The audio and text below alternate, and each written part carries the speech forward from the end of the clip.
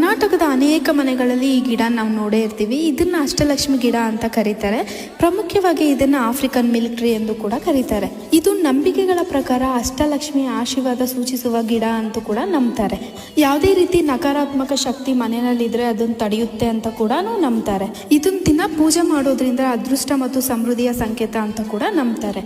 ಹೀಗೆ ಇನ್ನಷ್ಟು ವಿಶೇಷ ಮಾಹಿತಿಗೋಸ್ಕರ ನನ್ನ ಪೇಜ್ನ ಫಾಲೋ ಮಾಡ್ಕೊಳ್ಳಿ, ಲೈಕ್ ಮಾಡಿ, ಹಾಗೆ ಶೇರ್ ಮಾಡಿ. ನಾನು ಲಾಸ್ಟ್ ವಿಡಿಯೋದಲ್ಲಿ ಈ ಗಿಡದ ಬಗ್ಗೆ ವಿಡಿಯೋ ಮಾಡಿದಾಗ ತುಂಬ ಜನ ಕಮೆಂಟ್ಸು DM ಮಾಡಿದ್ರಿ, ಪ್ಲ್ಯಾಂಟ್ಸ್ ಎಲ್ಲಿ ಸಿಗುತ್ತೆ, ಪ್ಲ್ಯಾಂಟ್ನ ಎಲ್ಲಿ ಇಡಬೇಕು ಅಂತ ಹೇಳಿ. ಈ ಪ್ಲ್ಯಾಂಟು ನರ್ಸರಿಗಳಲ್ಲಿ ಸಿಗುತ್ತೆ ಅಥವಾ ನಿಮಗೆ ಗೊತ್ತಿರೋರ ಹತ್ರ ಸಸಿ ತಂದು ಕೂಡ ನೀವು ಇಟ್ಕೋಬೋದು. ಈ ಗಿಡನ ಮನೆ ಮುಂಭಾಗ ಅಥವಾ ಹಿಂಭಾಗ ಇಡ್ಬೋದು ಅಂತ ಲಾಸ್ಟ್ ವಿಡಿಯೋದಲ್ಲಿ ನಾನು ಹೇಳಿದೆ. ಹೌದು, ಹಿಂಭಾಗ ಅಂದರೆ ಬಾಲ್ಕನಿ ಇದ್ರೆ ಬಾಲ್ಕನಿಯಲ್ಲಿ ಕೂಡ ಇಟ್ಕೋಬೋದು, ಇಲ್ಲ ಅಂತಂದರೆ ಮನೆ ಮುಂದೆ ಇಟ್ಟು ಕೂಡ ಪೂಜೆ ಮಾಡ್ಬೋದು. ಈಗಾಗಲೇ ಲಾಸ್ಟ್ ವಿಡಿಯೋದಲ್ಲಿ ಅಷ್ಟಲಕ್ಷ್ಮಿ ಗಿಡ ಎಷ್ಟು ಉಪಯೋಗ ಅಂತ ಕೂಡ ನಾನು ಹೇಳಿದ್ದೀನಿ. ಇವಾಗ ನಾನು ಏನು ಹೇಳಕ್ಕೆ ಹೋಗ್ತಾ ಇದ್ದೀನಿ ಅಂದರೆ ಈ ಗಿಡ ಎಷ್ಟು ವಿಷಕಾರಿ ಅಂತಲೂ ನಾನು ತೋರಿಸ್ತಾ ಇದ್ದೀನಿ.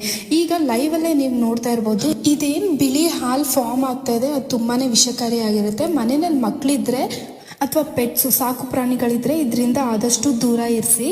ಈ ಗಿಡನ 4 ರಿಂದ 5 ಅವರ್ ಆದಷ್ಟು ಬಿಸಿಲು ಬೀಳೋ ಥರ ನೋಡ್ಕೋಬೇಕು.